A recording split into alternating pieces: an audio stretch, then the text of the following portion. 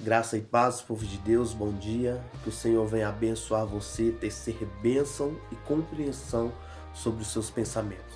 Que você venha compreender e entender o que a palavra do Senhor diz também em seu contexto geral, né? E eu quero dizer a respeito de uma palavra hoje que se encontra lá no livro de 1 Reis, capítulo 20. Primeiramente, eu quero dizer uma frase que é corriqueiro na boca de muitos, que a frase é: quem tem dó do miserável que fique no lugar dele. E de fato, a Bíblia ela não vai dizer com essas palavras, mas ela vai dar ênfase, né, a esse dito também. Lá no livro de 1 Reis, capítulo 20, a palavra vai falar a respeito da aliança que o rei Acabe faz, né, com Ben-Hadad, que é um rei que o Senhor falou, né, e deixou claro: destrua o rei, destrua o povo, né? E Acabe ali, ele se encontrava no rei, enquanto os súditos, os servos de Ben-Hadad que se encontrava escondido ali, teve uma ideia: olha, vamos lá no rei, vamos, né, falar com ele, vamos nos fazer de miserável, porque os reis de Israel, eles têm um hábito de ter dó. Não foi com essas palavras, mas foi bem isso, né? Então eles foram, né? E de fato os planos dele deram certo. Mas depois que Acabe faz essa aliança com esse rei, né, o Senhor ele envia um profeta. A Bíblia não vai descrever, não vai narrar e não vai dar nome a esse profeta. Inclusive existe, né, aí um trecho que o profeta ele chega no outro profeta e manda ele ferir. E o profeta ele não fere. E esse profeta que levou a palavra ao rei Acabe, né, ele profetiza sobre esse profeta: olha, quando você se afastar de perto de mim, o leão vai te matar. E de fato ocorreu isso, né? E ele chega num segundo profeta e manda aquele profeta, aquele servo, ferir ele. Então feriu. Mas enfim, qual foi a sentença que o Senhor falou para Acabe? Olha, Acabe, você não destruiu aquele rei. Então você, a sua vida pagará pela vida dele. A vida do teu povo pagará pela vida do povo dele. E esse é o desfecho da história bem resumido. O que eu quero dizer com isso? Vai entrar pessoas na nossa vida, e existem pessoas na nossa vida, né, que estão muitas das vezes numa situação que aquela pessoa mesma ela entrou.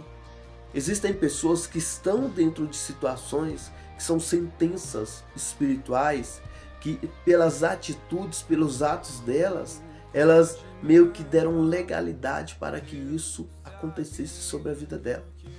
E fique assustado se você quiser, mas existem pessoas e até famílias que muitas das vezes está debaixo de uma sentença espiritual, e que qualquer pessoa que for ajudar, se não tiver o conhecimento, uma visão ampla do que está acontecendo antes de entrar, essas mesmas pessoas que entram para ajudar, elas caem debaixo da mesma sentença que aquela pessoa ou aquela família se encontra. Elas começam a tomar parte da condenação, elas começam a tomar parte daquilo que está ferindo, daquilo que está agindo sobre a vida daquela família.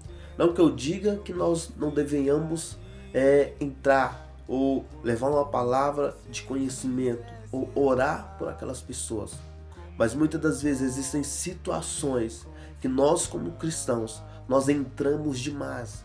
Existem situações que nós adentramos demais, né?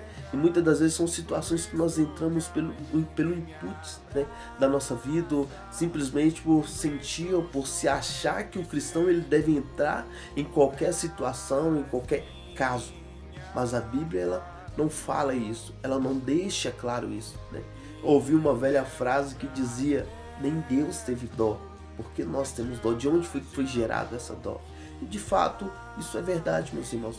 Muitas das vezes nós temos dó de uma pessoa, temos dó de uma pessoa que se encontra dentro de uma situação, mas nós não procuramos saber o que ocorreu para essa pessoa estar dentro dessa situação. O que aconteceu? Muitas das vezes essas pessoas passaram até mesmo por caminhos tortuosos e estão colhendo aquilo que elas semeou. Muitas das vezes nós entramos junto com essas pessoas para poder fazer colheita e depois nós queremos falar, queremos criticar a Deus. Muitas das vezes é duro isso que eu estou dizendo, é duro isso que eu estou relatando, mas a palavra ela dá base, ela dá ênfase para isso. Não que isso se aplique a todas as pessoas. Existem pessoas que entram, que são retalhadas, né? Que o inimigo se levanta contra ela. E essas pessoas a gente devemos ter o discernimento, o entendimento espiritual para poder ajudar, para poder ministrar, para poder liberar palavras, para poder guerrear junto com elas. Existem pessoas que estão em guerras que nós devemos ser igual Moisés, né? Levantar os braços para o alto e adorar o Senhor e clamar ajuda e intervenção do Senhor, né? E muitas das vezes nós não fazemos isso. O ser humano ele tem um hábito, né? O costume, né? Ali ele tem a cultura de ajudar pessoas erradas, de estar dentro de aspectos errados, né? Olha, dizer algo para você. Pessoas que se colocam num lugar de autocomiseração, que é aquela pessoa que faz todo mundo ter dó dela em tudo o que faz, que se faz de coitado. Tome cuidado com essas pessoas. Elas podem ser e pode estar no lugar desse rei Ben-Hadad, no lugar de um rei, né, que estava a administrar, que estava a governar a Síria. Cuidado com as pessoas que você ajuda, cuidado com as pessoas, né, que você dá tempo da sua vida, porque muitas das vezes essas pessoas podem estar furtando, roubando, saqueando a sua vida espiritual, saqueando o seu tempo e colocando você debaixo de um nível de justiça que não é feito para você. Que o Senhor te abençoe, que o Senhor teça entendimento e graça sobre você, que o Senhor proporcione a você um dia de vitória.